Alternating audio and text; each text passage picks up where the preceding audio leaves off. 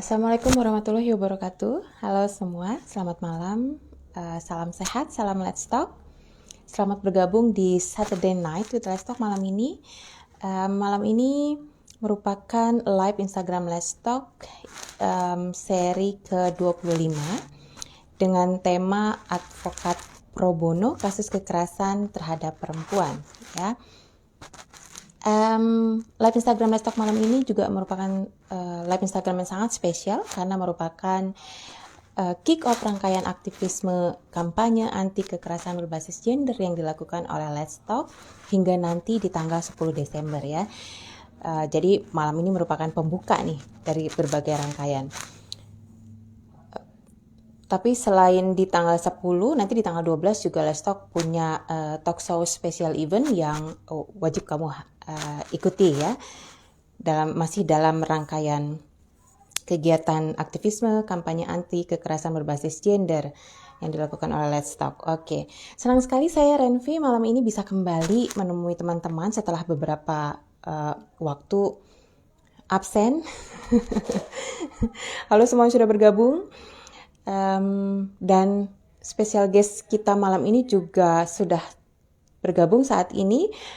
Mbak Nurher bisa langsung minta bergabung bersama saya.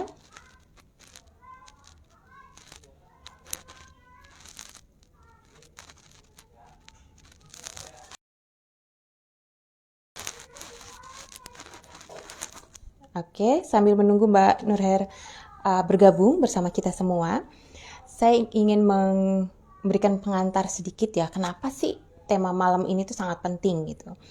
Nah, seperti yang teman-teman sekalian ketahui, angka kekerasan terhadap perempuan itu dari waktu ke waktu bukannya malah menurun jumlahnya tapi malah meningkat gitu ya. Kalau kita berpanduan pada catatan tahunan di 2020 tahunnya Komnas Perempuan, kita bisa lihat bahwa angka kekerasan terhadap perempuan itu terus meningkat. Dari tahunnya Komnas Perempuan misalnya ada sebanyak 8.000 lebih kasus ya, 8.234 kasus di tahun 2020 kekerasan yang terjadi dengan korban perempuan gitu. Nah, sayangnya di tahun ini pun kekerasan terhadap perempuan itu terus terjadi. Bahkan kalau kita lihat ya di media massa itu banyak data-data yang dikeluarkan oleh berbagai lembaga gitu. Di semester pertama di 2021 misalnya Komnas Perempuan mencatat bahwa di periode semester pertama Januari sampai Juni 2021 ada sebanyak 2.500 kasus kekerasan terhadap perempuan yang terjadi. Itu yang dilaporkan langsung ke Komnas Perempuan. Belum lagi yang dilaporkan ke lembaga-lembaga mitranya Komnas Perempuan ya. Oke, saya mau coba undang dulu guys kita malam ini. Ada Mbak Nurher tadi sih sudah bergabung.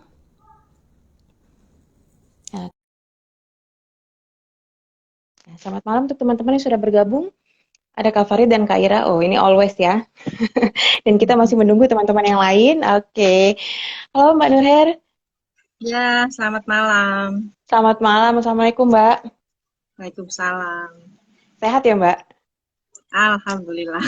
Alhamdulillah sehat ya. Ya, Oh iya sehat tadi nih. kalau teman-teman lihat saya dan Mbak Nurher sempat sebentar gitu ya live Instagram untuk memastikan bahwa malam ini ngobrol-ngobrol kita itu tidak terganggu gitu. Selamat malam buat teman-teman yang baru bergabung. Terima kasih Mbak Nurher atas kesediaannya ngobrol-ngobrol bareng saya dan Iya. teman-teman keluarga Lestalk lainnya. Oke. Nah, teman-teman, sebelum kita lanjut ke obrol-obrolan dengan Mbak Nurher, saya pengen memperkenalkan sebenarnya siapa sih Mbak Nurher ini ya? Kok diundang ke Let's Talk gitu ya? Oke. Nah, Iya. Mbak Nurher merupakan seorang advokat ya, yang juga pernah menjadi komisioner dari Komnas Perempuan di 2 periode loh. Ada periode 2010 sampai 2014, kemudian lanjut menjadi komisioner Komnas Perempuan di tahun 2015 sampai 2019, gitu ya Mbak ya? Ya. Mm-mm. Kemudian juga Mbak Nurhel ini juga em, sudah menempati berbagai posisi strategis di lembaga bantuan hukum.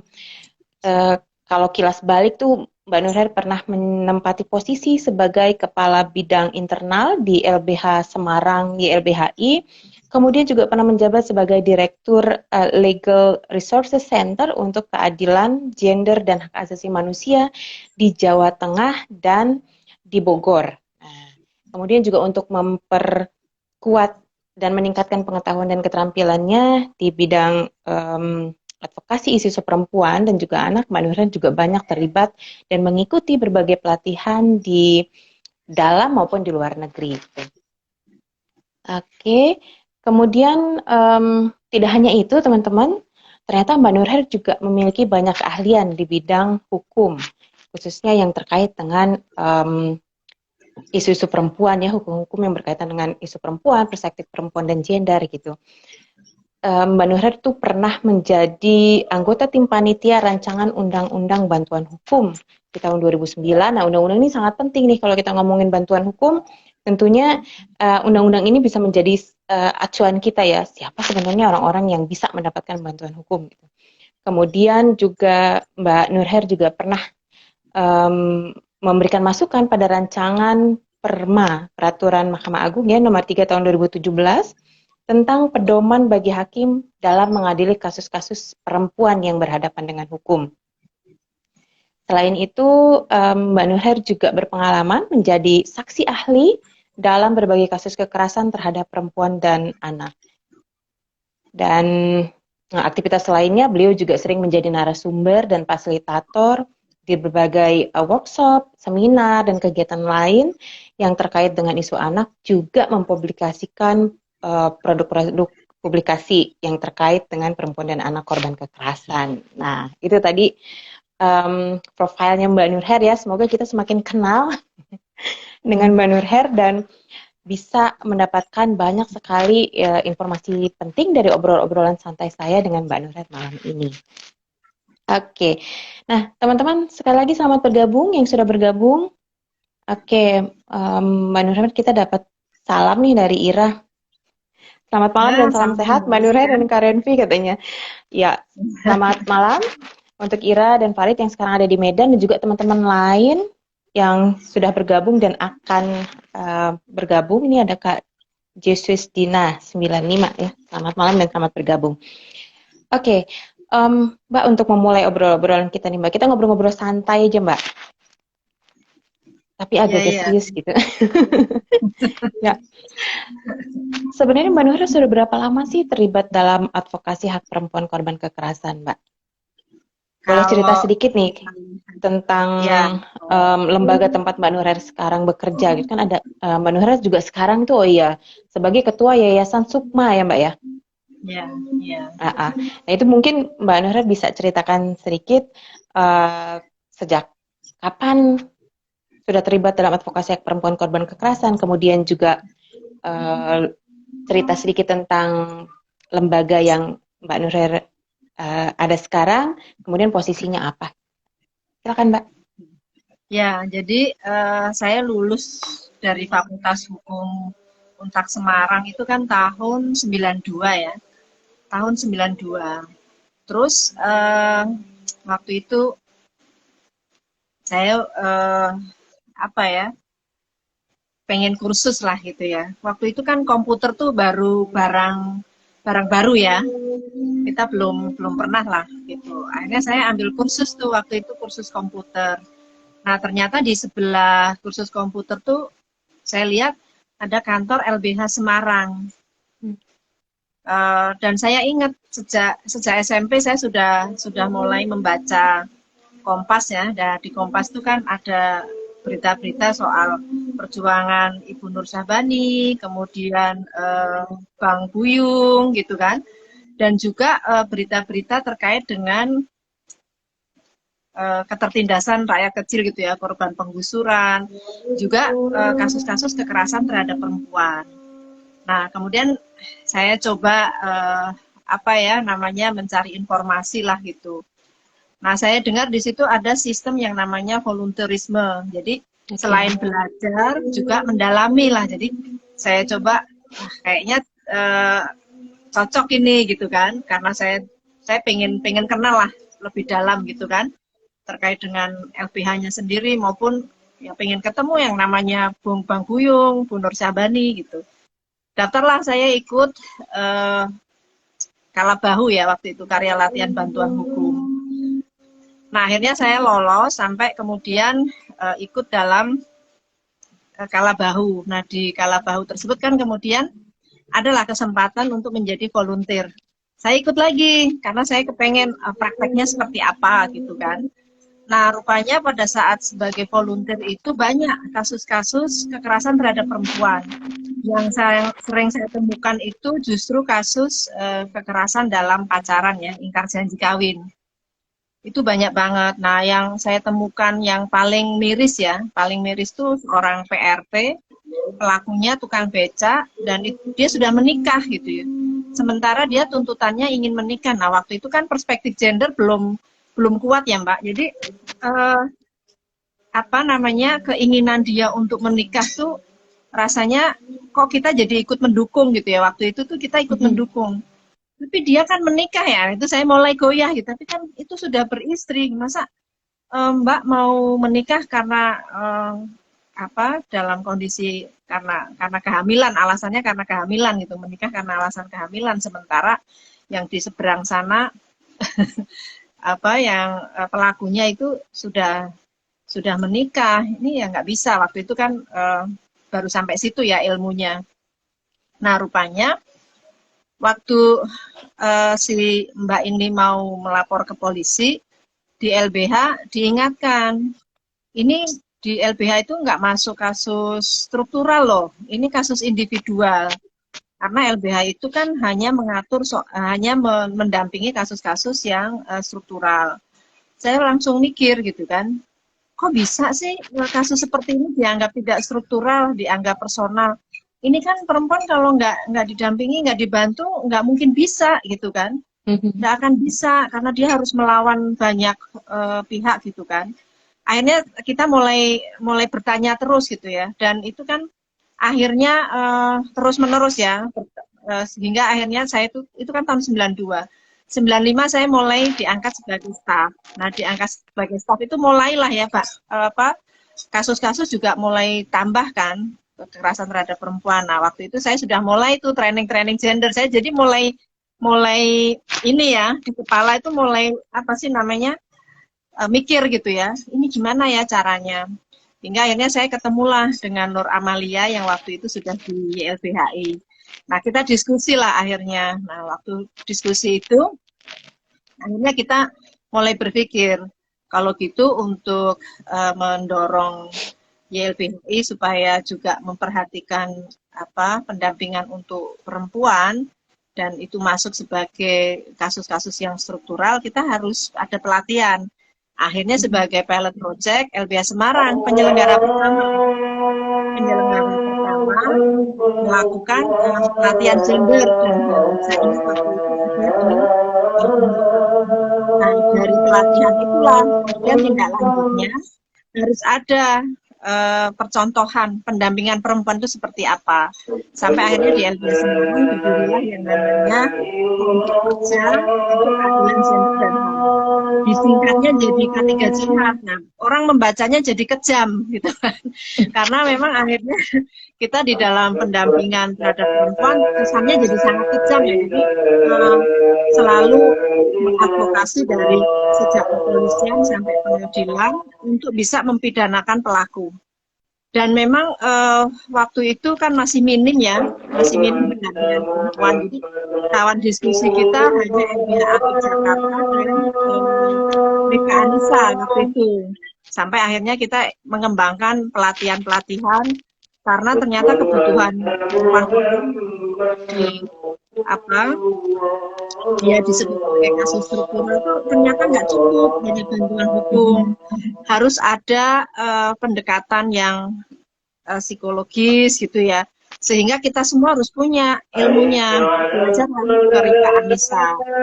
Nah itu loh Mbak, kemudian mulailah kita membangun mekanisme strategi. Nah, advokasi pertama yang kita lakukan adalah bekerja sama dengan pemerintah provinsi.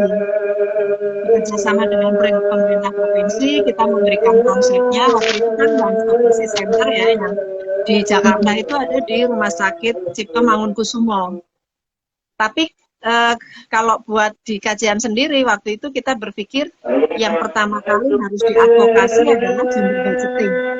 Gender budgetingnya, jadi budgetnya.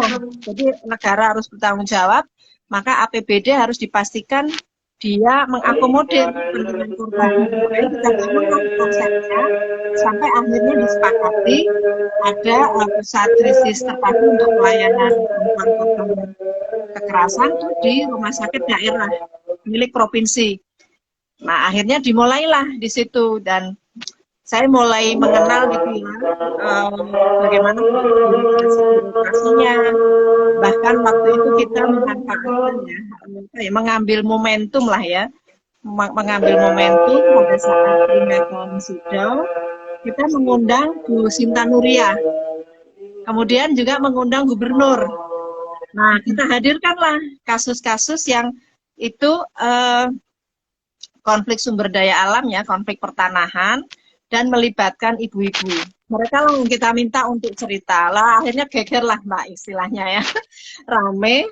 Terus akhirnya gubernur meminta pertemuan dengan kita. Nah, disitulah kemudian pintu masuk gender budgeting itu menjadi komitmen pemerintah daerah provinsi. Nah, saat itu kan saya juga merasakan ya, kok waktu itu tuh yang maju itu Jawa Timur ya.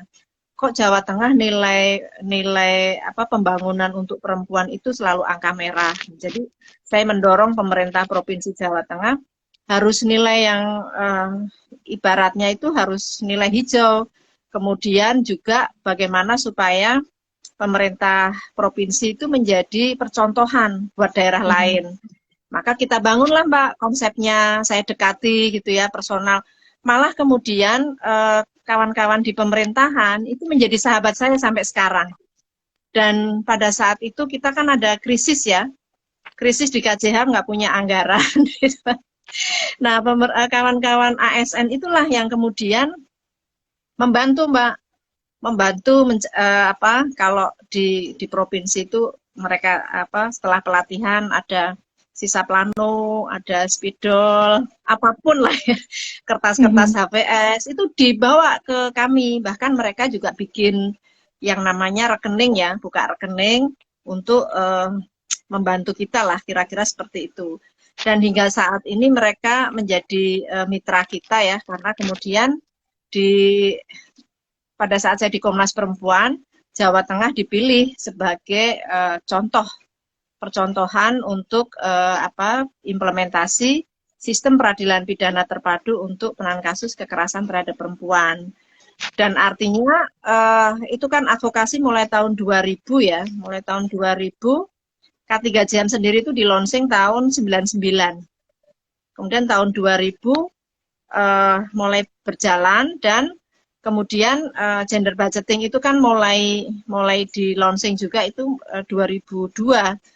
Jadi dipastikan perempuan korban itu mendapatkan layanan satu atap, satu pintu di rumah sakit, kok saya jadi lupa, Tugurejo, rumah sakit Tugurejo. Nah itulah Mbak cikal bakal kenapa kemudian di Semarang ada lembaga layanan. Dan dari sejak itu pula lah saya kemudian memastikan ya, mantap gitu ya, oh memang inilah kekhususan keilmuan saya setelah lulus dari Fakultas Hukum. Saya sebenarnya dulu mengambil skripsinya soal pengungsi ya, soal pengungsi. Dan itu memang kan sisi kemanusiaan ya. Jadi kalau saya flashback ke belakang memang itu dipengaruhi oleh bapak saya gitu. Bapak saya itu guru SMPS ya. SMPS itu sekolah menengah sekolah menengah atas untuk pekerja sosial di Semarang waktu itu. Jadi dan saya banyak sekali sering membaca gitu ya tulisan-tulisan bapak saya, materi-materi pengajaran itu yang terkait dengan pekerja sosial. Jadi kalau sekarang saya melihat ke belakang, oh rupanya ketertarikan saya untuk apa mendampingi perempuan korban tuh memang diasah sejak kecil gitu ya, karena ikut membaca materi-materi Bapak, kemudian membaca koran, dan akhirnya berkesempatan lah bertemu dengan LBH Semarang, kemudian berkesempatan lagi di training-training itu ketemu dengan para tokoh-tokoh yang memang memberikan perhatian pada perempuan korban. Jadi itu latar belakangnya. Nah, sekarang LRC KJHAM kan masih eksis ya. Artinya sejak tahun 99 hingga saat ini. Jadi sudah 20 tahun lebih ya. Ya 22 tahun ya. 22 tahun LRC KJHAM itu berdiri. Nah, waktu itu kan masih difasilitasi oleh LBH Semarang. Sehingga karena kasus kekerasan terhadap perempuan ini membutuhkan layanan yang khusus, juga ruang yang khusus, akhirnya kita memisahkan diri juga secara kelembagaan, hingga berdirilah yang namanya Yayasan Sukma, Sekretariat untuk Keadilan Gender dan Hak Asasi Manusia. Itu tahun 2003 ya, yang kemudian tahun 2004 saya melahirkan anak perempuan yang keempat, saya memorialisasikan namanya menjadi panggilannya sampai saat ini panggilan Sukma. Itu memorialisasinya. Jadi itu yang ya kalau ingat Sukma ya ingat bagaimana kita memperjuangkan yang namanya kasus kekerasan terhadap perempuan sebagai kekerasan yang sangat struktural, bukan individual. Jadi dulu kalau di LBH ya perceraian nggak boleh Mbak ditangani. Padahal itu jelas ya, ketidakadilannya itu ini struktural, ini struktural gitu kan. Iya, tapi analisisnya di YLBHI itu bukan struktural, itu individual. Nah, itulah dengan lahirnya K3JHAM, kemudian kita memastikan bahwa ini adalah struktural dan itu ternyata ada keterkaitan dengan berdirinya LBH Apik Jakarta, dulu ya, Asosiasi Perempuan Indonesia untuk Keadilan ya, dan kita sepandang bahwa memang kasus kekerasan terhadap perempuan ini adalah kekerasan negara gitu ya, dan ini sangat struktural sehingga memang dibutuhkanlah pendampingan hukum terutama untuk mendapatkan akses keadilan. Itu sejarahnya Mbak. Kenapa ya di Semarang pada akhirnya kan sekarang kita turut ini ya, istilahnya itu bangga juga gitu kalau sampai sekarang pemerintah provinsi tetap menganggarkan untuk perempuan korban ya, sekalipun masih ada kekurangan, tapi itulah setidaknya kita sudah memulai untuk membangun mekanisme maupun membangun bagaimana penganggaran untuk perempuan korban. Dan itu kemudian di tahun 2009 ada perda dan sebagainya ya untuk memperkuat gender budgeting yang sudah kita lakukan. Itu Mbak. Oke, berarti memang perjalanan Mbak Nurher udah puluhan tahun ya dalam mendampingi perempuan korban kekerasan ya. Bahkan tadi kalau dari ceritanya Mbak Nurher juga inspirasi untuk membantu rakyat kecil yang mengalami ketidakadilan itu juga sudah terlihat dari SMP gitu ya Mbak ya. Dan untungnya karena tadi ngambil khusus komputer tuh Mbak, kalau nggak bisa ngelihat bahwa di sebelahnya itu ada LBH Semarang gitu ya. Kidding Mbak, bercanda. Nah, tapi yang menarik teman-teman bahwa pengalaman Mbak Nurher ini juga bisa menjadi inspirasi buat kita semua bahwa ketika melakukan pendampingan terhadap kasus-kasus korban kekerasan khususnya dengan korban perempuan, tentunya tidak hanya seperti Mbak Nurher tadi bilang ya, menyasar kasus-kasus yang personal saja, tapi juga banyak hal yang dilibatkan, seperti kita harus misalnya melawan kalau tadi ada kasus struktural ya, mungkin teman-teman juga belum terlalu ngambak kalau kasus struktural itu bahwa kasus-kasus yang melawan sistem ya Mbak ya, yang maksudnya disebabkan oleh negara gitu ya. Kalau kasus individual itu lebih ke personal ya. Si A lawan si A gitu ya. Tetapi kalau kasus-kasus kekerasan berbasis gender ini ternyata tidak sesederhana itu teman-teman. Oke. Nah Mbak, kan kalau kasus-kasus kekerasan terhadap perempuan ini dialami oleh banyak perempuan dengan berbagai latar belakang nih Mbak ya. Mereka berasal dari lintas usia, kemudian juga lintas agama, lintas latar belakang sosial, ekonomi, pendidikan dan lainnya gitu. Yang intinya sih sebenarnya kasus kekerasan terhadap perempuan itu bisa terjadi pada semua perempuan gitu, dengan latar belakang apapun. Nah, kalau saya nggak salah Mbak, kemudian dalam upaya pemenuhan hak-hak perempuan korban kekerasan, salah satu haknya kan mendapatkan bantuan pendampingan ya, jadi pendampingan hukum atau bantuan hukum. Tapi kan Ya. sistem hukum di kita itu kalau kita boleh fair menyebutkan bahwa hak-hak pelaku itu lebih dijamin gitu ya Mbak ya sama undang-undang dibanding kalau dalam praktek pendampingan hukum, proses hukum gitu Mbak, dibandingkan dengan hak-hak korban sendiri gitu. Nah, ini hubungannya dengan posisi Mbak Nurher sebagai advokat pro bono nih Mbak. Sebenarnya advokat pro bono itu apaan Mbak? Apa gitu? Mungkin ada teman-teman yang ngajar kalau advokat, kan semua orang mungkin kalau dulu taunya pengacara ya Mbak ya. Kalau sekarang kan karena ada undang-undang advokat, bilangnya jadi advokat Ya. gitu. Tapi kalau pro bononya sendiri itu apa dan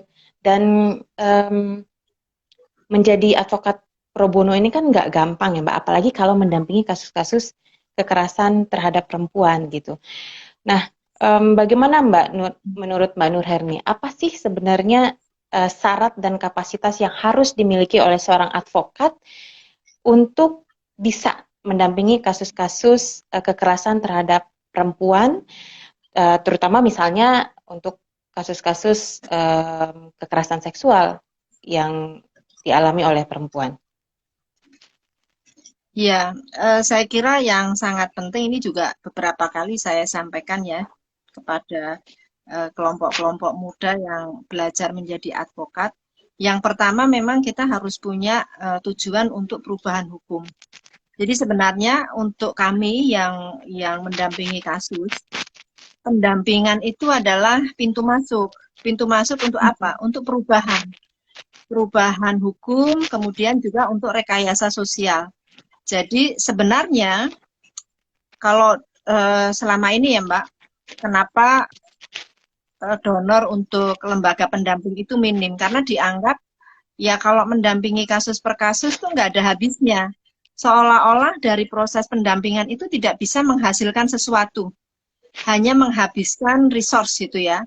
Waktu, tenaga, uang gitu ya. Bahkan juga mungkin tidak menghasilkan apapun. Buat kami tidak. Buat kami adalah kasus itu hanya sebagai pintu masuk, bukan tujuan. Bukan tujuan akhir. Tapi dia sebagai pintu masuk, sehingga ketika pada saat kita mendampingi, kita akan melihat bagaimana respon hukum terhadap perempuan, bagaimana hukum itu dijalankan untuk perempuan, bagaimana masyarakat mendukung perempuan korban, kemudian masyarakat dan juga komunitas, keluarga gitu ya.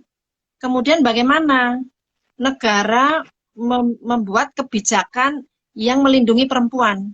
Dan itu akhirnya memang kan kita dapatkan ya. Kita tahu akhirnya, oh ternyata yang namanya hukum acara itu nggak melindungi korbannya. Dia justru melindungi tersangka, terdakwa, bahkan narapidana. Sehingga kalau dulu itu yang boleh mendapatkan bantuan hukum itu hanya tersangka. Nah kita balik. Kalau itu kan para pihak ya. Kalau pelakunya, tersangkanya, terdakwanya itu mendapatkan bantuan hukum dari pengacara, maka seharusnya korban juga mendapatkan bantuan hukum dari pengacara. Polisi, jaksa selalu bilang, kita ini kan wakil negara. Ya wakil negara yang sebenarnya gitu kan, bagaimana dia memberikan keadilan.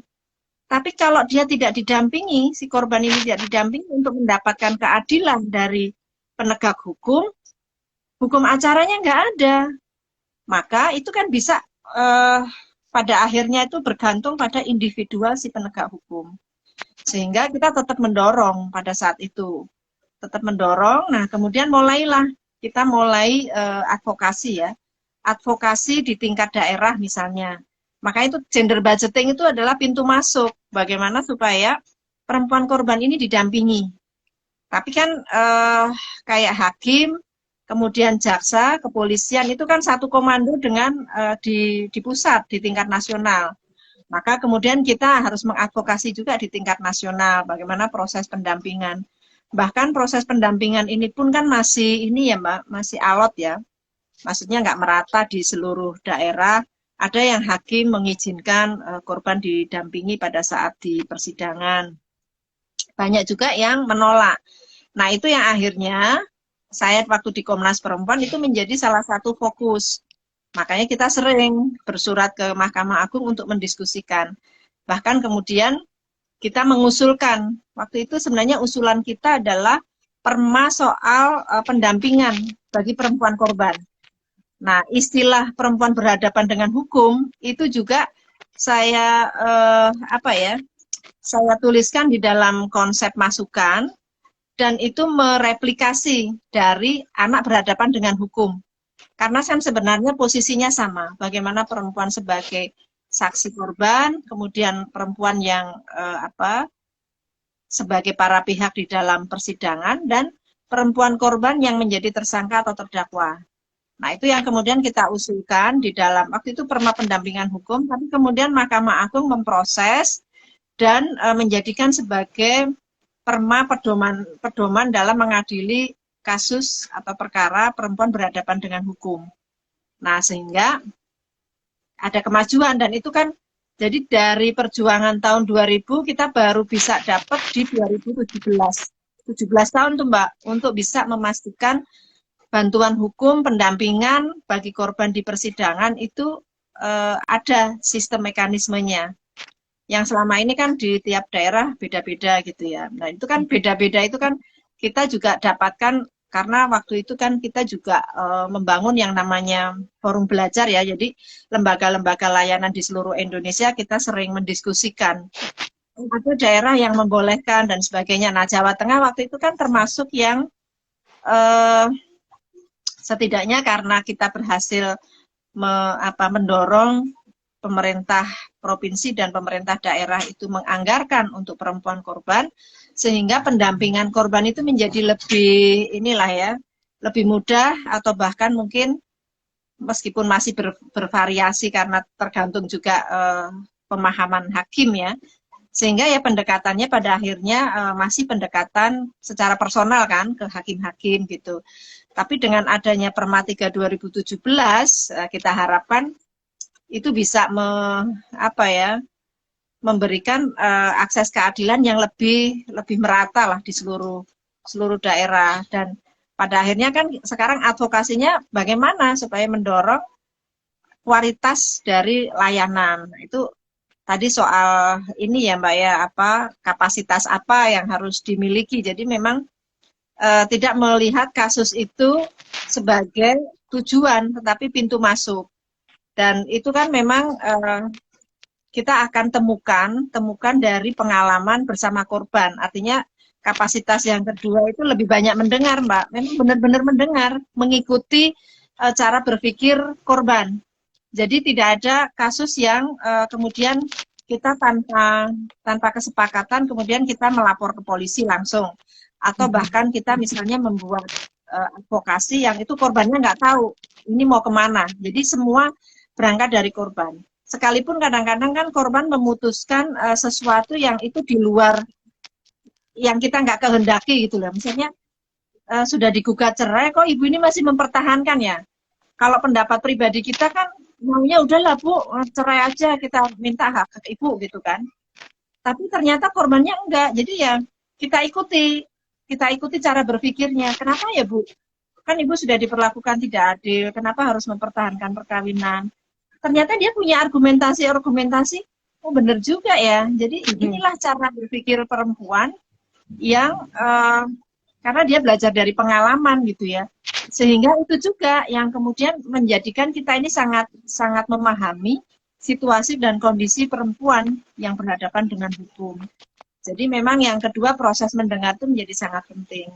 Nah yang ketiga ini Mbak yang saya kira sampai sekarang saya pegang kuat gitu ya, bahwa saya harus setia pada fakta.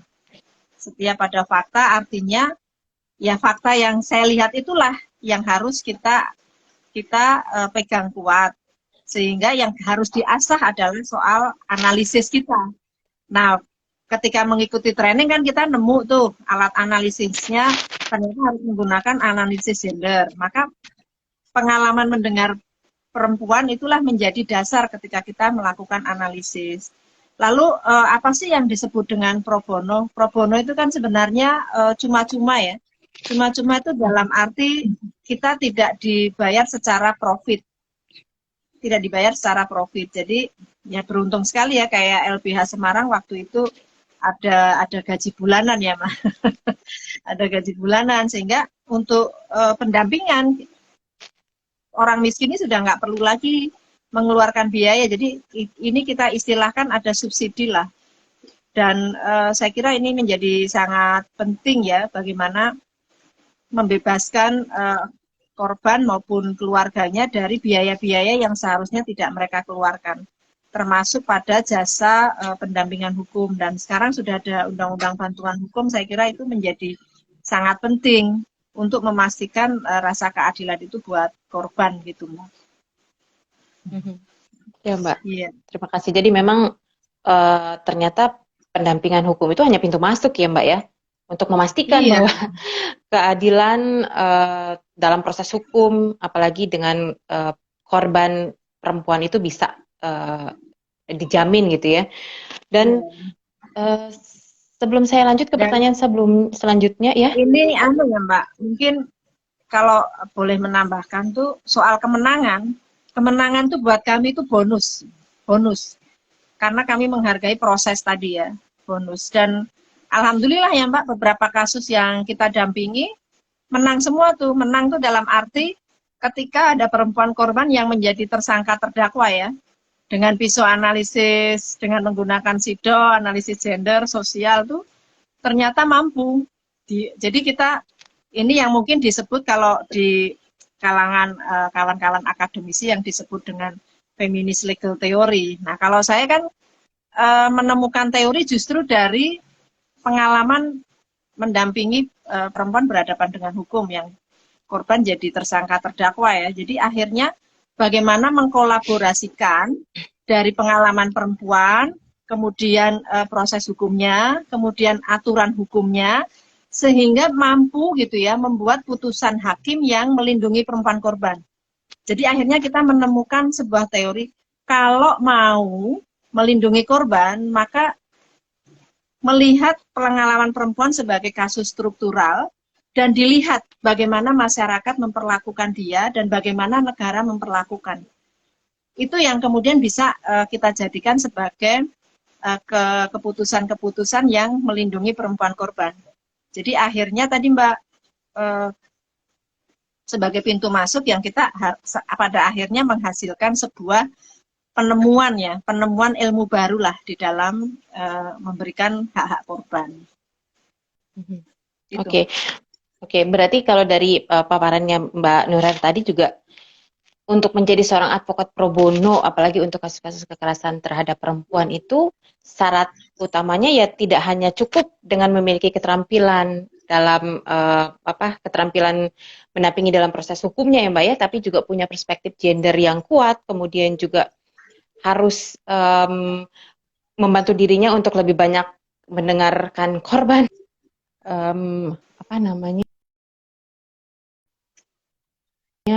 lebih mengedepankan pendapatnya sendiri gitu ya kan. Kadang kan juga kita jadi egois gitu Mbak, gergetan ini harusnya kamu udah laporkan ke polisi gitu, tapi ternyata banyak pertimbangan korban juga yang harus jadi perhatian para advokat dalam mendampingi kasus-kasus kekerasan terhadap perempuan gitu.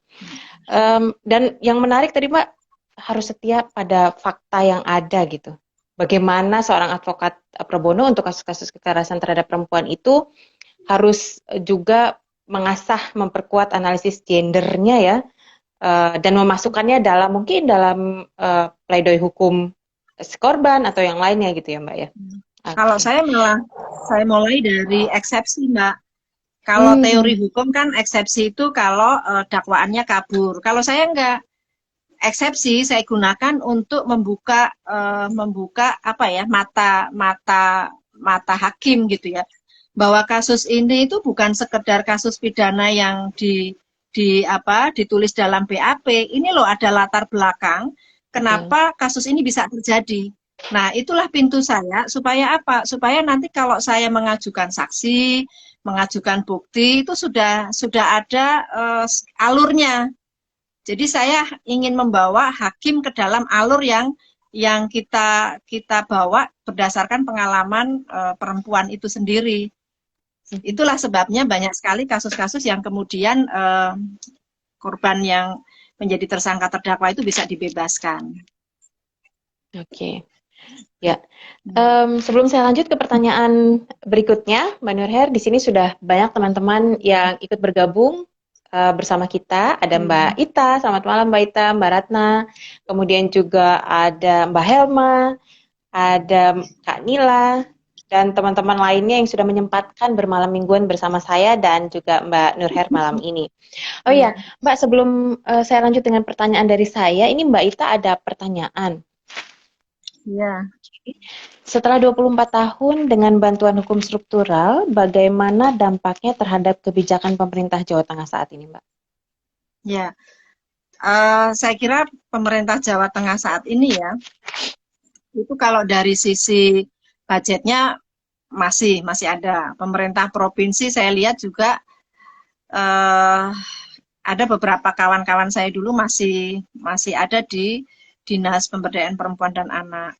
Hanya gitu ya, dalam hal-hal tertentu misalnya kayak kasus Kendeng gitu ya, kemudian juga kasus-kasus konflik sumber daya alam, ini yang terpisah. Jadi integrasi antara kasus-kasus yang struktural itu hanya dilihat dari KDRT, kekerasan seksual gitu ya. Tapi bagaimana itu bisa mengintegrasikan soal buruh migran, kemudian juga soal pekerja rumah tangga, konflik sumber daya alam, juga kasus-kasus masa lalu ya.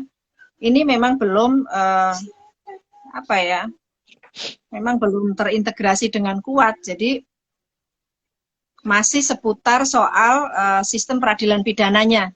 Jadi bagaimana pemenuhan hak perempuannya ini memang belum ada kemajuan. Jadi maju mundur ya Mbak, maju mundur tuh Mbak akhirnya.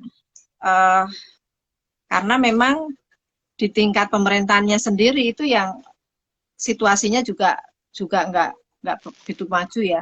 Misalnya kepemimpinan di Dinas Pemberdayaan Perempuannya sendiri itu kan juga mundur ya kalau menurut saya di beberapa tahun terakhir karena tidak begitu memahami bagaimana sejarah kenapa di Jawa Tengah itu ada pusat layanan terpadu, bagaimana gender budgeting itu disiapkan sehingga di dalam proses monitoring evaluasinya, saya terakhir itu ikut monitoring evaluasinya itu di tahun 2018. Saya terakhir ikut di situ dan memang banyak sekali hal yang pada akhirnya mengalami kemunduran karena tadi soal struktur di pemerintahannya sendiri itu juga tidak terjaga dengan baik. Jadi kepemimpinan itu juga mempengaruhi bagaimana pengembangan dari advokasi yang sudah ada banyak kemajuan. Itu Mbak.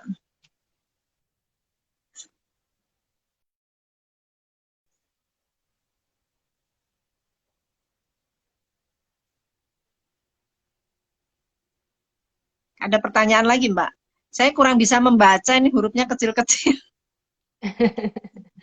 Ya, apa-apa. Berarti kalau kondisi di Jawa Tengah sendiri juga salah satu tantangannya mungkin ada ini ya Mbak ya, pergantian orang-orang yang ada di struktur kepemimpinan tertinggi itu juga mempengaruhi ya Mbak kebijakan yang tadinya kalau di awal kan saya rasa sudah ideal gitu ya apa yang diperjuangkan oleh LBH Semarang, kemudian juga Sukma juga itu, tapi sekarang mengalami maju mundur itu karena mungkin juga terpengaruh oleh seberapa besar keberpihakan orang-orang baru di pemerintahan untuk mengeksekusi kebijakan-kebijakan yang sudah ada terdahulu, kemudian juga bagaimana mereka membuat kebijakan baru yang tentunya diharapkan mampu melindungi hak-hak anak dan perempuan di sana.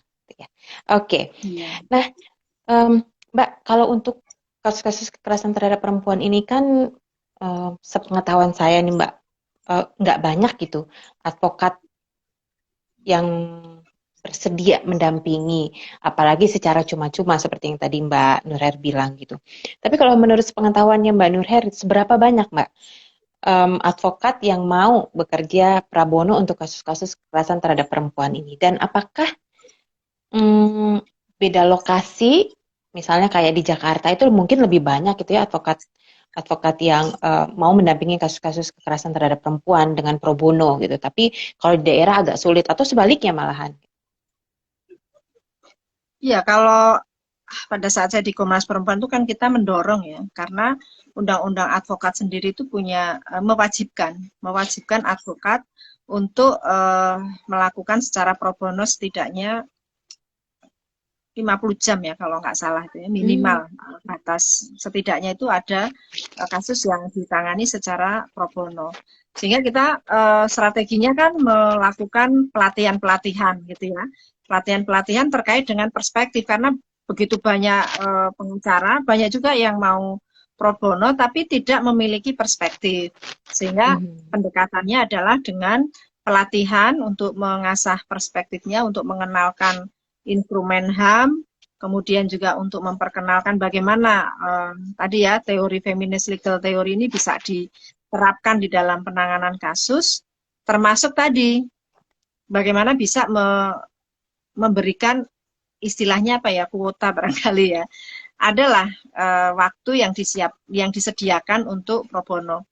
Nah, pada akhirnya kan kita bisa lahir tuh yang namanya Indonesia Feminist Lawyers Club gitu ya. Dan hingga saat ini lembaga itu masih ada dan memang terseok-seok ya Mbak, terseok-seok karena apa? Karena tadi akses untuk mendapatkan dana bantuan hukum itu juga sangat minim. Jadi sebenarnya pro bononya itu bukan pada operasional, ini nggak kuat ya kalau karena lawyer ini kan Oh, uh, oke.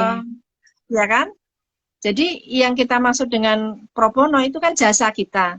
Tapi operasionalnya siapa yang harus menanggung? Nah, ini yang saya kira undang-undang bantuan hukum ini yang sangat penting maknanya buat yang mau pro bono sehingga operasionalnya itu bisa dijangkau. Nah, saya bersama kawan-kawan alumni LRC Kajian ya, ada Eva Risan, kita mendirikan yang namanya Klinik Hukum Ultra Petita.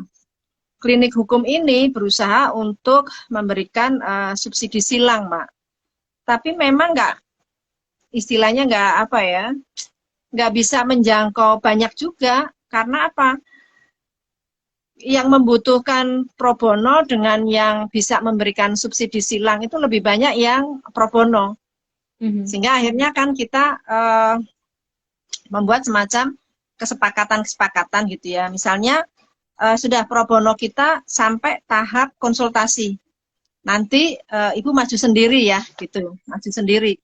Nanti kita berkonsultasi, misalnya konsultasi hak-hak apa saja sih yang seharusnya dia dapatkan. Terus kemudian strateginya seperti apa. Nanti kita diskusikan soal saksi-saksi yang harus dihadirkan gitu ya. Saya pernah mencoba pada saat masih di Komnas Perempuan ya. Waktu itu kawan-kawan alumni LBH Apik yang keluar gitu kan. Kemudian ini kalau eh, apa semua keluar dari LBH nanti perempuan korban nih minim pendamping. Ayo deh ini aja bikin ultra petita di Jakarta supaya nanti kalau Komnas Perempuan merujuk kasus kita sudah punya klinik hukum yang punya perspektif karena kan mereka sudah dilatih ya soal apa perspektif HAM dan gender dan akhirnya menjadi tempat rujukan gitu ya dan itu memudahkan pada akhirnya Mbak. Nah itu juga yang kemudian kan kesulitannya ada pada operasional. Operasional itu misalnya transport, Mhm. fotokopi gitu ya. Nah kalau soal jasa kita nggak ada masalah gitu kan. Bahkan kadang HP ini kan bisa konsultasi sampai malam ya nggak terasa gitu ya karena kita memang ya mengakomodir lah ya proses konsultasi ini sepanjang itu dibutuhkan. Bahkan kalau dulu saya sampai nggak ingat waktu gitu ya, karena saking semangatnya gitu.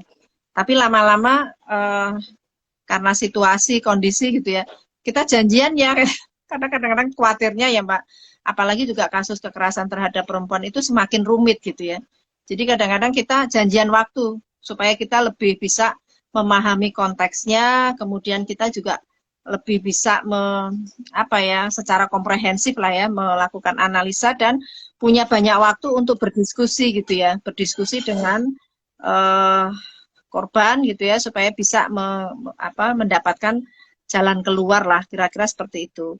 Nah saya sampai hari ini sih sering ya mendapatkan WA untuk konsultasi apapun gitu dan memang lebih banyak sekarang eh, korban itu malah pengennya maju sendiri Mbak, pengen maju Hmm. sendiri malah kan. Jadi rupanya yang selama ini dibutuhkan itu sebenarnya soal informasi hukum yang benar gitu kan.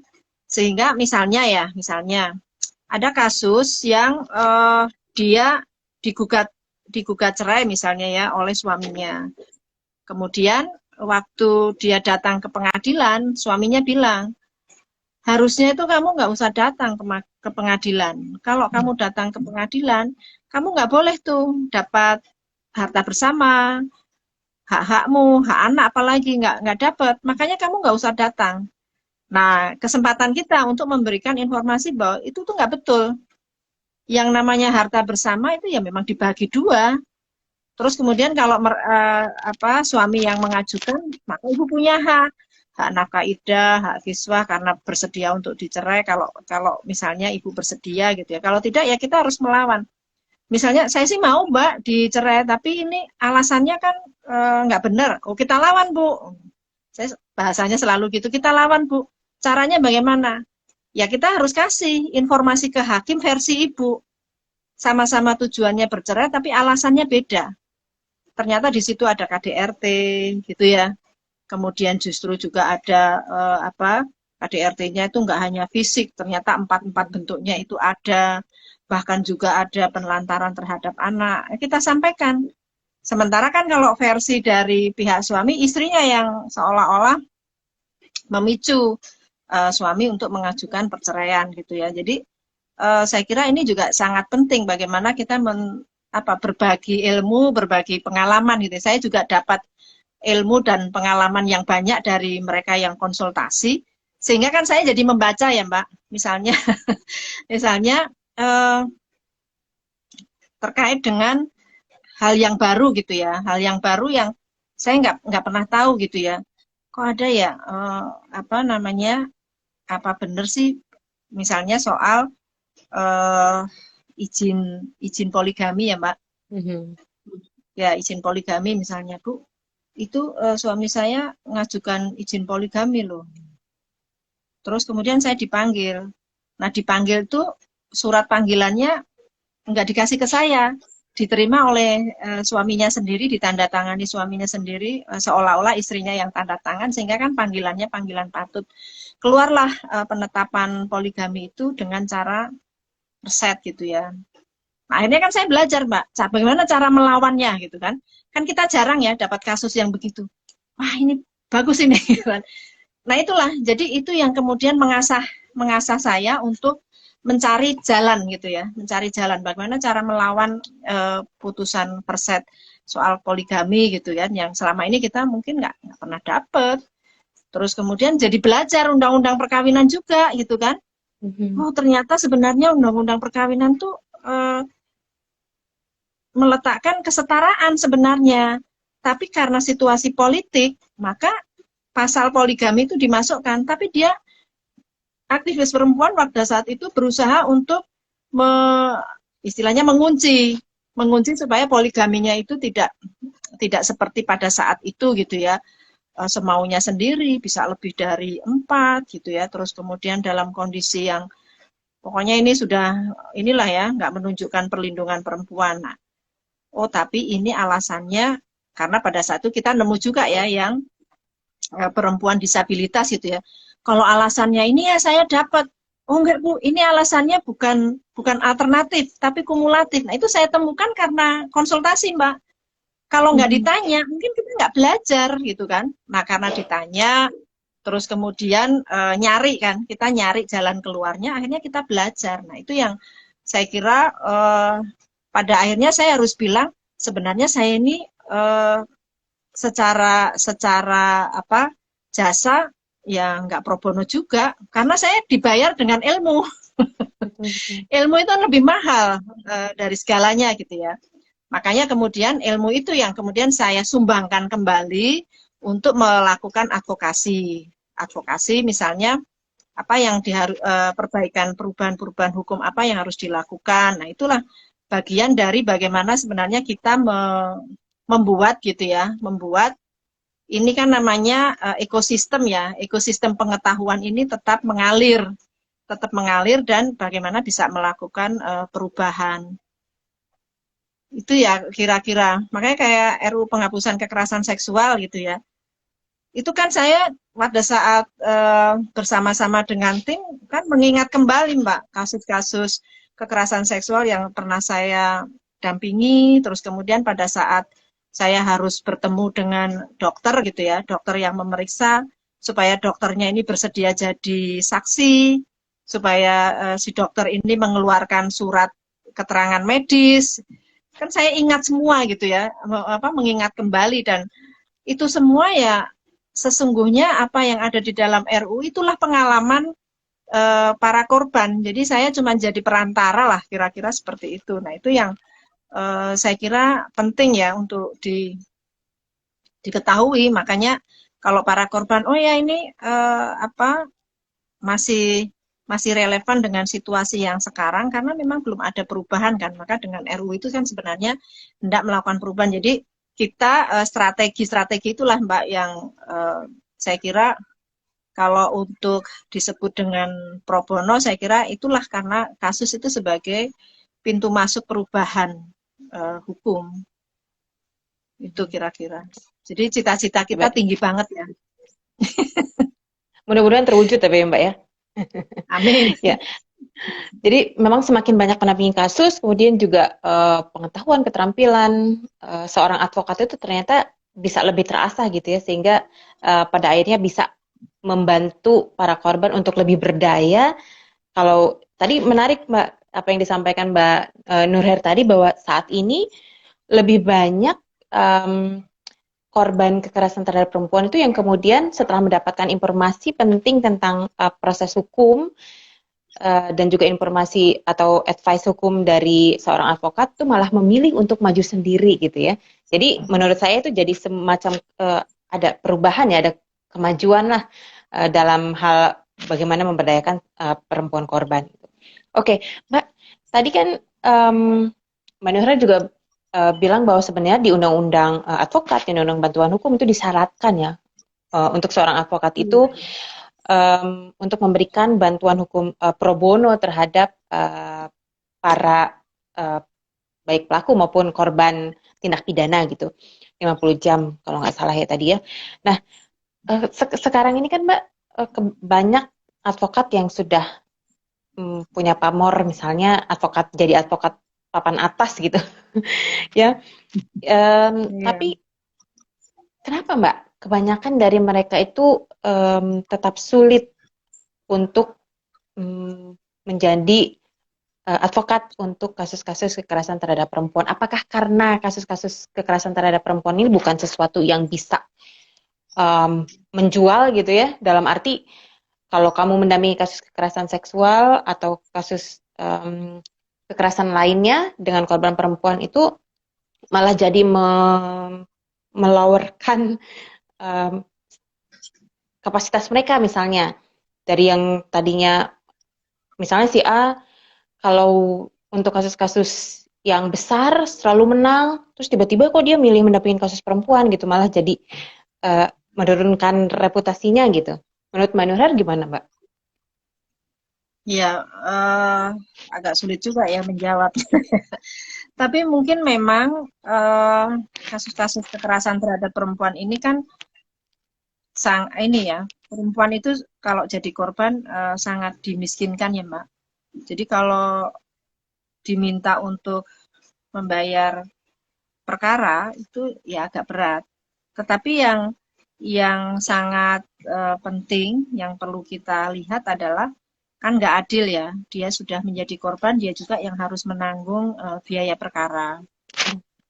Nah, barangkali ini juga yang kalau saya beberapa kali bekerja sama ya dengan beberapa pengacara profit, mereka rata-rata memang ya tadi pro bononya ya hanya untuk beberapa kasus gitu kan. Dan ini saya merefleksi kembali gitu ya. Beberapa kali kan kita ini mengalami kegagalan ya sebenarnya melakukan pengkaderan.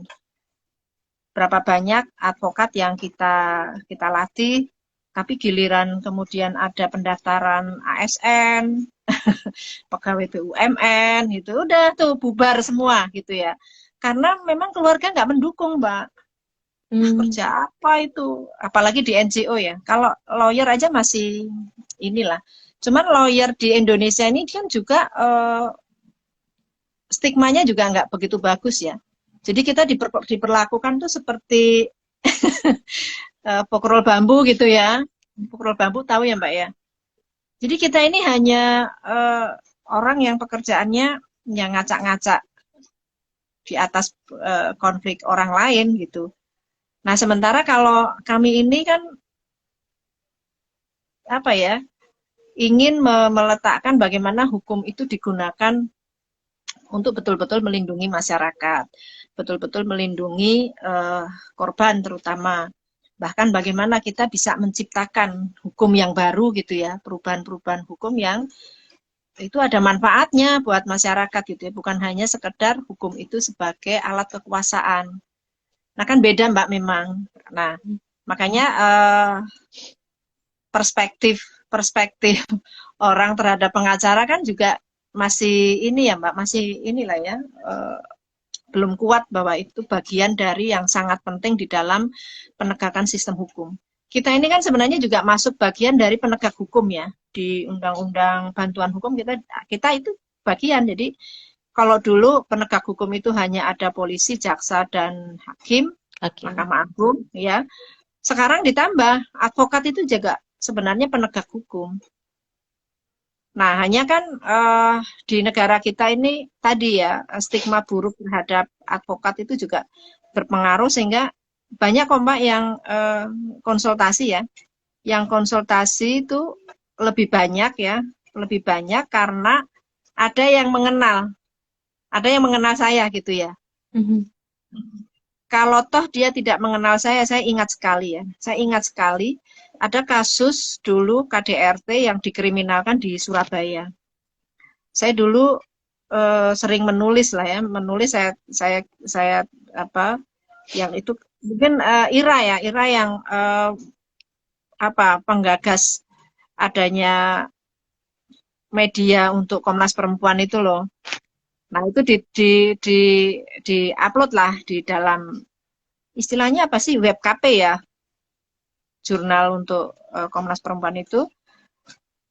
Saya tuliskan terkait dengan situasi penegakan hukum. Bagaimana dan itu termasuk juga memberikan informasi hukum. Nah, rupanya si ibu ini dia belajar dari tulisan saya. Dari tulisan saya dia mengikuti itu jadi langkah-langkah yang dia lakukan itu mengikuti tulisan saya itu.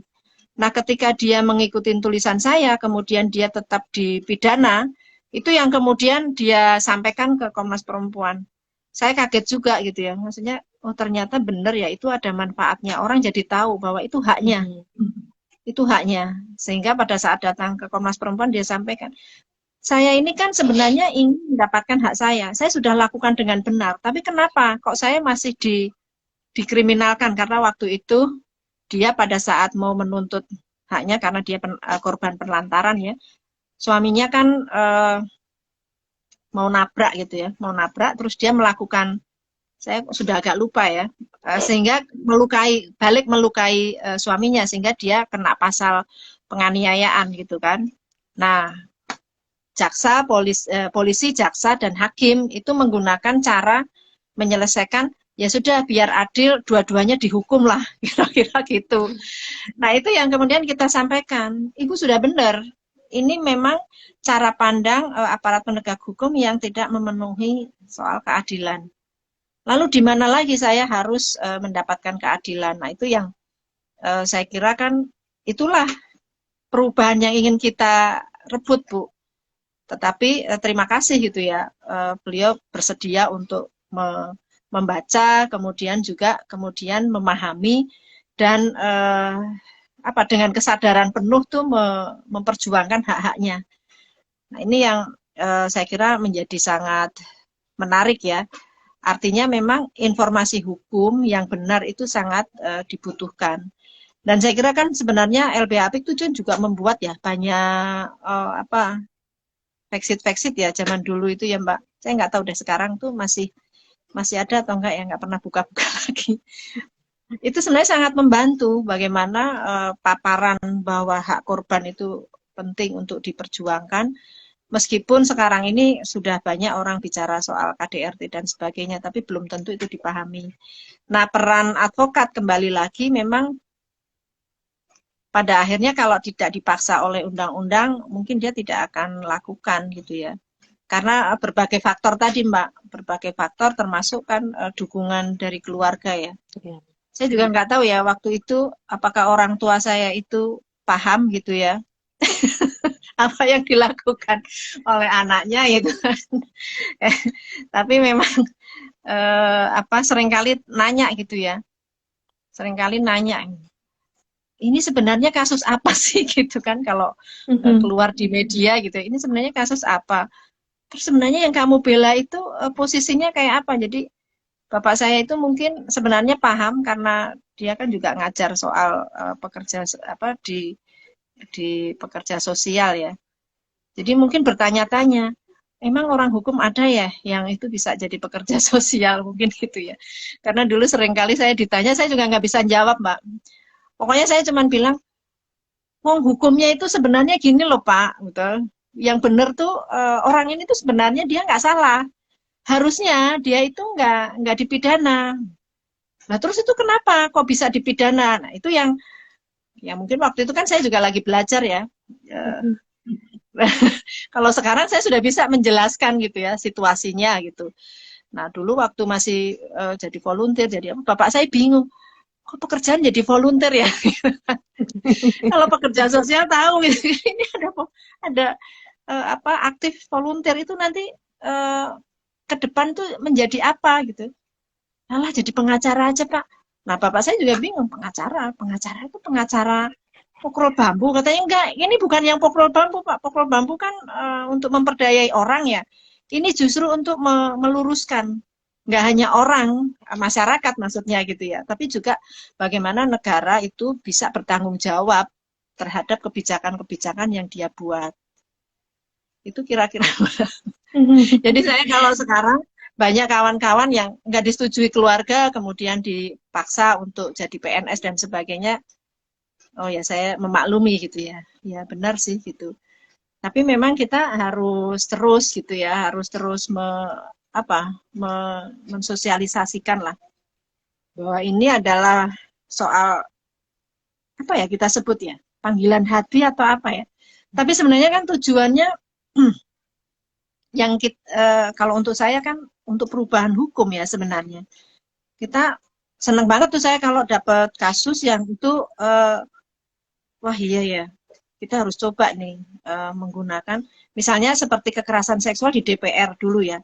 Semua kan orang berpikirnya laporin aja ke polisi gitu kan, hanya jalur formal gitu ya. Tapi waktu itu karena korbannya, saya nggak mau lapor polisi, nanti saya balik dilaporin. Kan iya ya, di situ ada mekanisme badan kehormatan. Kenapa nggak kita coba? Jadi menemukan hal yang baru itulah yang menjadi apa Mbak namanya ya kebahagiaan tersendiri ya. Nah itu juga bagian dari bagaimana kita melakukan perubahan-perubahan hukum, bagaimana hukum bekerja. Kita sebenarnya sedang mengarahkan hukum itu kan kita manusia yang menciptakan. Hukum itu kita yang membuat gitu ya, sehingga bekerjanya hukum ya kita yang harus mengarahkan bagaimana supaya dia lebih melindungi. Nah, saya ingin menjadi bagian bagaimana mengarahkan hukum itu bekerja. Kira-kira begitulah. Saya pernah tuh, Mbak, ini pengalaman ya. Waktu saya sudah saya belum di Komnas Perempuan, mungkin saya masih di Semarang ya. Saya ditegur oleh waktu itu dokter ya. Dokter karena saya minta untuk mengeluarkan rekam medis, dia nggak mau. Dia marah, kemudian dia bilang gini, kamu ini, saya masih disebut kamu ya, karena waktu itu masih umur 30-an dan yang saya hadapi itu profesor, dokter yang sudah profesor gitu. Kamu ini kan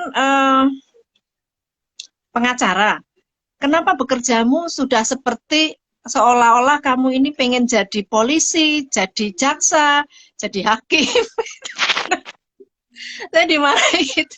Saya juga terkejut ya dinyatakan itu, tapi saya jawab aja, ya bagaimana lagi, perempuan ini nggak ada yang melindungi ya, saya harus mendorong lah polisi, jaksa, hakim, kalau perlu dokter juga, karena dia bisa dilindungi kalau kalian ini melakukan sesuatu yang melindungi korbannya gitu. Kalian nggak lakukan itu, jadi ya saya yang harus mendorong. Ya terserah mau dibilang saya ini jadi jaksa, polisi, hakim, tapi kan tujuan saya jelas bahwa saya ingin melakukan perubahan hukum. Jadi saya jawab aja, ya kira-kira dengan bahasa saat itu ya bahasa ini ya, sambil marah gitu ya. Tapi geli juga itu. Ini. Nah, kemudian waktu kita mulai praktek soal sistem peradilan pidana terpadu untuk penanganan kasus kekerasan terhadap perempuan, saya presentasikan waktu itu awal periode saya ya di Komnas Perempuan sekitar 2011 atau 2012 waktu itu di Pontianak. Waktu saya sampaikan konsep itu, ada salah seorang hakim tuh menyatakan, Bu, ini tuh ilmu orang S3, jadi nggak mungkin kita bisa laksanakan. Saya bilang, Bu, saya ini S1, saya nggak pernah sekolah S2, saya nggak pernah sekolah S3, saya nggak tahu cara bikin tesis, saya nggak tahu cara penelitian gitu ya. Tapi semua ini penemuan dalam hal kita berperkara. Ibu setiap hari berperkara. Sekarang ibu sekolah S3. Mestinya ibu lebih bisa mencerna daripada saya bilang gitu. Karena ibu punya kewenangan untuk mengambil keputusan. Kalau saya kan ngopiak-opiak ya supaya jaksa, polisi, jaksa dan hakim itu membuat keputusan yang melindungi korban. Ya tapi kan kami ini nggak bisa dipaksa-paksa. Loh, siapa bilang nggak bisa dipaksa? Orang itu kewajiban kok. Kalau kewajiban kan harus dipaksa. Nah, mereka bilang sanksinya nggak ada lah. Sanksi internal kan ada. Ngotot pokoknya. Nah, saya waktu itu memang ini ya, masih kalau ada tuh komisioner Mbak Ira pasti kenal ya. Bu Deliana itu bilang, kalimatmu itu seperti kalimat mercon. Iya ya Bu. Tapi mercon saya kan mercon Bu, yang tidak membuat terbakar ya, paling panas aja. Ya, itu ini ya, apa ya namanya. Menarik Mbak ceritanya itu. Tapi kan maksudnya advokat yang seperti Mbak Nurher juga nggak banyak gitu yang bisa memberikan perspektif berdasarkan pengalaman selama ini mendampingi korban itu bisa seperti tadi profesornya Mbak Nurher juga tadi bilang bahwa kamu kok sekaligus gitu sebagai pengacara, sebagai hakim, sebagai jaksa gitu. Tapi menurut saya advokat seperti Mbak Nurher juga nggak banyak gitu kan yang bisa memberikan pengaruh sedemikian besar ke APH gitu. Dan itu pentingnya aparat penegak hukum harus memiliki perspektif keberpihakan pada korban kekerasan terhadap perempuan. Nah, kalau menurut Mbak Nurher sendiri, Mbak, seberapa penting sih aparat penegak hukum yang berpihak pada korban dibutuhkan ya dalam proses hukum kasus-kasus kekerasan terhadap perempuan. Jadi kejadian kayak tadi Mbak Nurher cerita itu akhirnya jaksa atau di polisian dua-duanya ya udah jadi pelaku dan juga jadi korban gitu kan. Ada satu kasus yang tadi yang KDRT itu ya. Tapi kan nggak bisa seperti itu gitu. Kalau kita punya APH aparat penegak hukum yang berpihak pada korban kekerasan terhadap perempuan, mungkin situasinya akan mengalami sedikit perubahan gitu, perubahan menuju yang lebih baik gitu. Kalau menurut Mbak Nurher bagaimana Mbak? Iya, saya kira memang memang apa, kalau kita punya aparat penegak hukum yang punya perspektif tuh sangat memudahkan ya, memudahkan akses keadilan. Saya ambilkan contoh ya, saya ambilkan contoh misalnya ada kekerasan seksual, ingat nggak yang kasusnya Anand Krishna ya? Aha. Itu ya, itu kalau kita nggak dengan unit PPA-nya, dengan kejaksaan, saya sudah di Komnas ya, jadi posisinya sudah berbeda ya. Jadi kita dialognya udah dialog selevel gitu ya, selevel. Bahkan karena saya komisioner, mungkin mereka juga ada segan lah gitu ya. Sehingga saya bisa mengarahkan gitu ya, maksudnya mengarahkan itu, ini hukumnya secara tegas memang nggak ada. Tapi coba kita lihat secara faktual, kasus seperti ini banyak sekali. Dan ini korbannya pasti banyak, hanya mereka nggak ada yang lapor. Maka kita mesti menghasilkan putusan yang itu bisa menghukum korban. Sehingga kita koordinasi, misalnya koordinasi, saya kan karena waktu itu menerima perkaranya ya, jadi saya membaca semua dokumen kan, sehingga saya nemu gitu ya, nemu ini bisa jadi bukti loh Bu. Jadi kita koordinasi, koordinasi ini bisa jadi bukti Bu.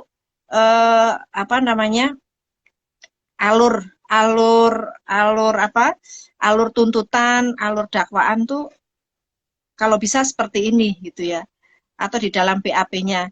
Nah, seringkali saat ini pun juga itu menjadi kebiasaan ya, beberapa awak PPA itu sering konsultasi. Jadi nanya, kalau kasus misalnya ini nikahnya di bawah tangan, Mbak, bisa nggak kita gunakan undang-undang PKDRT gitu kan? Hmm. Oh bisa, nanti itu arahnya begini, gini, gitu. Jadi kita jadi teman diskusi. Jadi teman diskusi yang kemudian ketika mereka mengalami kesulitan-kesulitan dalam menuangkan ke dalam BAP, ini buktinya kurang, bagaimana? Nah, saya di Komnas Perempuan itu kan berhasil mengadvokasi untuk membangun mekanisme Komnas Perempuan hadir di pengadilan sebagai ahli. Jadi memberi mandat memberikan masukan itu kemudian saya turunkan hadir sebagai ahli karena apa? Itu masuk dalam sistem peradilan, pembuktian sebagai salah satu bukti bahwa yang dialami oleh korban ini betul-betul kekerasan terhadap perempuan. Kalau dia korban kekerasan terhadap perempuan, maka hukum tuh seharusnya melindunginya seperti apa, peran hakim tuh seperti apa. Jadi itu yang kemudian kita bisa turunkan ya. Jadi itu nyambung. Saya punya pengalaman juga Mbak, yang kasus Baik Nuril ya. Saya kan hadir ya sebagai ahli waktu itu. Waktu itu di awal hakim dan jaksa ya merasa ini kan kepentingannya lawyer menghadirkan ahli. Namun waktu mudah-mudahan bukan karena alumni ya, karena waktu itu hakimnya bilang, oh saya juga alumni Untak Bu. Ibu tahun berapa? Mudah-mudahan bukan karena alumni, karena waktu saya singgung soal kasus ini nggak boleh dilepaskan dari implementasi SIDO. SIDO itu apa? Kemudian saya jelaskan. Hakimnya kemudian membuka apa sih namanya, Google ya. Kemudian dia nunjukin ke saya, Bu, yang Ibu maksud SIDO itu ini, gitu. Oh ya betul ini. Kemudian kita jelaskan kan kaitannya kasus itu dengan SIDO, terus kaitannya dengan sistem peradilan pidananya. Bagaimana supaya di ruangan sidang itu menghasilkan putusan yang melindungi. Kan benar Mbak, di dalam putusan pengadilan negeri dia dibebaskan kan, si Baik Nuril ini.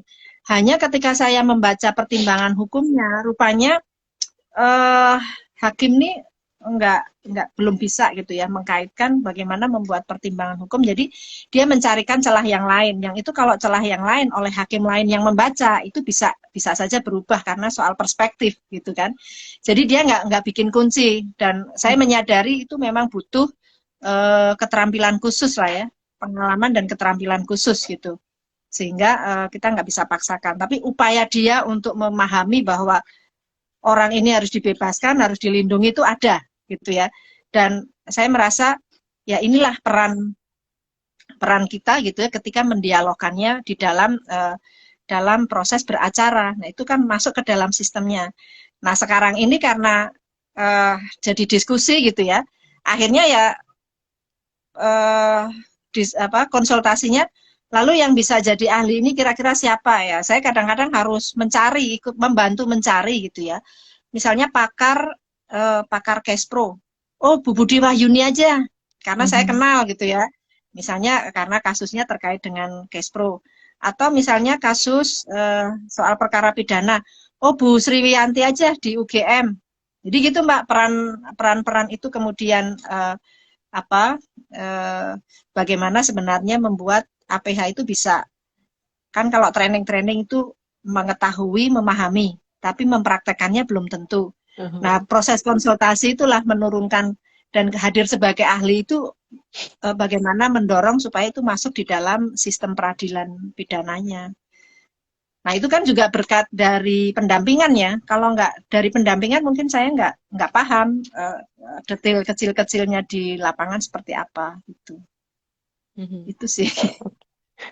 Ya, Mbak, ini berarti saya nggak memang bisa baca ya di chat ini apa saja yang dibahas.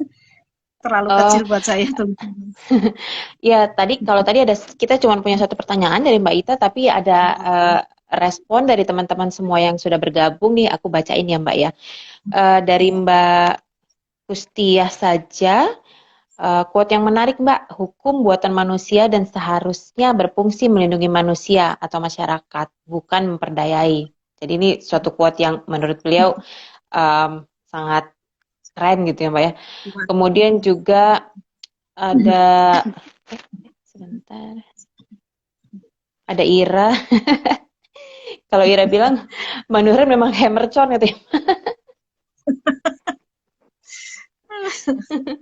Oke, dan yang lainnya bilang mengucapkan terima kasih karena Mbak Nurher juga sudah berbagi bersama kami di sini. Dan ternyata sekarang 7 menit lagi ya, nggak kerasa Mbak, kita udah hampir Ini 1,5 jam loh. Padahal sebenarnya teman-teman dan saya tuh masih punya banyak sekali pertanyaan, kemudian juga pengen Mbak Nurher cerita lebih banyak lagi gitu. Tapi mungkin satu pertanyaan atau dua pertanyaan lagi, Mbak. Kalau tadi Mbak Nuril bilang bahwa salah satu tantangan untuk ketika menjadi advokat pro bono untuk kasus-kasus kekerasan terhadap perempuan ini adalah dukungan keluarga yang kurang, kemudian juga aparat penegak hukum yang kurang berpihak pada korban gitu ya. Tapi dari korban sendiri nih, Mbak, seringkali kan banyak juga korban yang kita dampingi atau advokat dampingi itu ternyata ketika sudah didampingi proses hukumnya di kepolisian misalnya tiba-tiba saya nggak jadi melapor gitu, mencabut laporannya gitu kan. Untuk dalam banyak kasus kan mungkin mereka punya pertimbangan-pertimbangan sendiri gitu. Nah, padahal misalnya ia sudah jadi korban KDRT sedemikian lama, bentuk kekerasan yang dialami juga sudah sangat banyak gitu ya, tapi akhirnya dia memilih damai. Atau mungkin tantangan lain misalnya ada resistensi ya dari keluarga korban atau keluarga pelaku yang Mbak Nurher alami. Itu ngeresponnya seperti apa tuh Mbak? ya sebenarnya kan kita selalu ya di awal itu selalu informasi. Informasi itu yang kita kuatkan. Setelah informasi itu kan informasi hukumnya, informasi proses hukumnya, informasi hak-haknya. Yang kedua, informasi soal resiko. Resiko-resikonya apa. Nah, kalau sudah itu, baru kita beranjak pada soal sadar akan resiko. Sadar akan resiko itu artinya, kalau resiko yang kita sudah ketahui, itu terjadi, kita mau apa? Terus jalan keluarnya apa saja? Nah, saya punya kebiasaan kan memang saya tanya gitu ya. Kalau waktu di Semarang, Mbak, klien kan nggak begitu banyak ya kalau di Semarang ya setahun tuh paling 200 ya saat itu ya. Kalau sekarang udah 500-an. Nah, begitu pindah ke Jakarta ke LBH Apik, setelah beberapa kasus yang mencuat ke permukaan, tiba-tiba naik ya jadi 700, jadi 1000. Pening ya. Penting tuh cara ini ya menjaga komunikasi, menjaga kontak gitu ya. Nah, biasanya memang dikuncinya itu di awal, komitmen di awal. bahwa secara hukum yang benar tuh hukumnya gini loh Bu, gitu. Kalau itu terkait dengan KDRT ya informasi soal undang-undang perkawinan tuh mesti kita buka semua. Dan undang-undang perkawinan tuh ngasih ngasih pintunya kalau salah satu pihak tidak menjalankan kewajiban, ya salah satu pihak boleh mengajukan gugatan ke pengadilan. Nah, sekarang ke pengadilannya kalau secara status perkawinan ya ke pengadilan agama atau pengadilan negeri untuk perceraian. Kalau itu pidana ya undang-undang PKDRT yang kita gunakan gitu kan. Ini hak dan kewajiban perlindungan hukumnya seperti itu. Tapi kalau misalnya ibu memilih cerai gitu kan, itu menurut ibu resikonya apa saja? Kan mereka yang menganalisa ya, mereka yang menganalisa. Terus biasanya kan kita tanya, kalau kita pilih yang ini, misalnya kita pilih yang laporan pidana, kira-kira di antara keluarga siapa yang akan dukung, siapa yang akan menolak atau tidak mendukung sama sekali, atau bahkan istilahnya itu bukan mendukung lagi ya, tapi malah menganggap ibu ini bukan bagian dari keluarga gitu ya, mempermalukan dan sebagainya, atau mengucilkan gitu kan. Nah sudah dipetakan gitu kan mereka sendiri yang akan jawab gitu kan. Jadi biasanya kalau mereka mau cabut Mbak, mereka akan komunikasi. Kayaknya saya nggak sanggup deh Mbak, nggak kuat gitu ya, saya nggak kuat deh ini. Kayaknya memang harus kita cabut. Tapi Bu, kan kita waktu itu sudah bicarakan bahwa resiko itu akan terjadi. Terus kan kita sudah bersepakat kalau resiko itu terjadi, kita akan melakukan plan C misalnya. Yang C ini, yang C misalnya menghubungi paman misalnya ya, menghubungi paman. Tapi paman saya jauh, saya nggak punya ongkos. Nah ini mari kita diskusikan gitu kan, yang soal ongkos dan sebagainya. Baru kita ingatkan lagi layanan. Misalnya kita ada anggaran untuk ke sana, nah itu yang kita ini Mbak. Jadi memang harus mencari jalan keluar. Intinya itu mencari jalan keluar sebenarnya, mencari jalan keluar bersama. Jadi memastikan di awal bahwa korban itu nggak sendirian, itu menjadi penting. Kalau sendirian, maka dia akan ambil putusan itu sendiri. Nah justru sekarang ini ya Mbak, saya merasa tadi loh Mbak, ketika informasi itu lengkap, terus kemudian kan beberapa kasus gitu ya yang konsultasi itu juga pendidikannya tinggi ya, ada yang S3, dosen, bahkan ada yang bekerja di funding gitu ya. Jadi dia hanya membutuhkan informasi hukumnya aja. Setelah itu mereka jalan sendiri. Nah itu saya nggak terlalu khawatir ketika mereka nggak maksudnya nggak menginformasikan. Saya akhirnya mengambil langkah begini itu saya nggak cukup khawatir. Kalau dulu itu kan banyak sekali yang benar-benar ibu rumah tangga ya, bahkan banyak yang lulusan SD, SMP, itu yang informasinya itu di ibaratnya apa ya, di undang-undangnya aja nggak ngatur gitu, gitu. Manipulasinya tinggi gitu. Itu mengkhawatirkan, jadi saya harus nanya, harus menjaga relasi gitu ya. Nah kalau sekarang yang datang ke saya, mungkin datangnya ke LBAP kali ya, yang ini ya.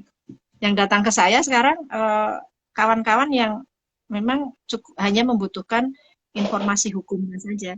Bahkan ada beberapa yang minta, Mbak bisa nggak buatkan gugatan gitu ya. Nah itu kita diskusikan dulu. Kemudian saya kasih contoh, ini loh contohnya kayak gini. Nah akhirnya dia bikin sendiri loh Mbak. Jadi kan memang peran advokat kan jadi pemberdayaan hukum ya. Iya. Nah pemberdayaan hukum itu menjadi penting. Jadi kalau harapan ke depan kan dengan cara-cara seperti itu orang jadi undang-undang itu kan bisa dibaca gitu ya, bisa dipahami. Nah, baru kalau yang multitafsir gitu kan, nggak ada di penjelasannya cukup jelas, baru kita bisa konfirmasikan dan kemudian kita sama-sama membaca dengan kacamata pengalaman perempuan, kacamata SIDO itu. Karena banyak juga yang kayak Aila lah, cara baca undang-undangnya itu dengan perspektif yang sekarang gitu ya, yang patriarki, sehingga yang nggak akan nemu keadilan. Jadi gampang itu Mbak. Nanti kan Mbak kan ngalami, saya biasanya dari fakta. Jadi fakta, jadi analisis, baru jadi pembelaan Mbak. Jadi itu skemanya kan udah, maksudnya di dalam apa, keberpihakan tuh sudah ada ininya ya, alurnya gitu kan. Jadi kalau nggak ada fakta, saya cari faktanya dulu. Fakta mana Mhm. yang itu bisa dianalisis, yang itu bisa, kalau mau disebut ya menguntungkan gitu ya, yang menguntungkan. Kalau toh Oke. ada yang merugikan, kita masih bisa tuh Mbak dalilkan gitu ya. Dalilkan yang seharusnya itu kemudian menjadi PR gitu ya. Harusnya misalnya nikah siri lah ya, nikah siri. Itu kan multitafsir ya. Kok multitafsir. Kok nikah siri. Misalnya di Undang-Undang PKDRT kan dia hanya menyebut soal dalam rumah tangga. Mhm. Kemudian penegak hukum menafsirkan kalau gitu yang nikah di bawah tangan nggak bisa dilindungi. Nah itu yang akhirnya kita harus menafsirkan. Saya cari ininya apa landasan hukumnya, misalnya pasal 1 SIDAW. Jadi kan kita udah nemu dulu kalau dia membedakan perkawinan tercatat dengan tidak tercatat sehingga membuat korban itu tidak mendapatkan perlindungan, itu diskriminasi. Jadi argumentasinya adalah definisi diskriminasi. Aha. Itu loh di belakang di belakang definisi diskriminasi itu ada lepas dari status perkawinan. Jadi mau dia nikah atau enggak, tercatat atau enggak, itu tetap berlaku yang sama. Jadi kalau dia mengalami apa kekerasan, kita mesti lihat relasinya. Ternyata tetangganya bilang ya memang mereka nikah kok, relasinya relasi rumah tangga, jadi ya tetap harus berlaku dan itu sah secara agama, jadi berlakulah. Nah, jadi akhirnya kan kita gunakan argumen-argumen yang seperti itu, Mbak. Dan itu kan kemudian lebih mudah dipahami ya. Nah itu yang kemudian banyak yang berangkat maju sendiri gitu. Oke. Baik, Pak. Jadi dari pengalaman penampilan kasus itu juga bisa menciptakan perbaruan hukum gitu ya Mbak ya, seperti tujuan Mbak Nurher di awal tadi gitu. Baik, Mbak Nurher Ya. terima kasih banyak karena Mbak Nurher sudah bersedia ngobrol-ngobrol dengan saya malam ini, nggak Iya, terima kasih terasa juga. hampir malah 1,5 jam lebih loh kita Mbak udah. Iya, Saya iya ya. banyak belajar malam ini dari Mbak Nurher dan saya yakin juga teman-teman di keluarga Lestalk maupun teman-teman lain yang bergabung malam ini dan yang nanti akan menyaksikan siaran ulangnya live Instagram malam ini juga belajar banyak dan semoga apa yang kita perbincangkan malam ini itu bisa menarik lebih banyak advokat-advokat untuk bersedia mendampingi kasus-kasus kekerasan terhadap perempuan secara pro bono gitu ya Mbak ya. Tentu saja dengan syarat harus punya perspektif yang kuat tentang gender dan berpihak pada korban gitu. Mbak Nurel, terima kasih sekali lagi. Ya, sama-sama. Semoga Mbak Nurel selalu sukses, sehat terus, dan Amin. moga-moga ke depan bisa tetap bergabung bersama kami kalau nanti ada kesempatan kita untuk ngobrol-ngobrol lagi ya Mbak. Ya, terima kasih. Minta maaf ya kalau ada salah-salah kata. Nggak ada Mbak, kita belajar banyak malahan. Tapi sebelum saya tutup, teman-teman ada pengumuman dari kami. Jadi kalau saya tadi bilang bahwa live Instagram malam ini merupakan kick off dari rangkaian kegiatan dalam rangka 16 hari ya, kampanye anti kekerasan terhadap perempuan. Tapi teman-teman nanti bisa bergabung lagi di tanggal 10 Desember akan ada special event live Instagram Let's Talk bersama Eli Zarni dengan tema Between Feminist Activist and Feminist Scholar, Stories from Aceh. Jadi nanti akan dilangsungkan dalam bahasa Inggris di tanggal 10 Desember. Kemudian di tanggal 12 Desember juga akan ada talk show special event Let's Talk dengan tema politik kekerasan seksual. Ini sangat menarik, jadi pastikan teman-teman untuk gabung bersama kami. Kemudian juga nanti akan ada perayaan Tahun Baru bersama Let's Talk untuk kampanye anti kekerasan seksual. Seperti biasa akan ada orasi politik dan juga pentas seni. Jadi kalau teman-teman mau nyumbang orasi atau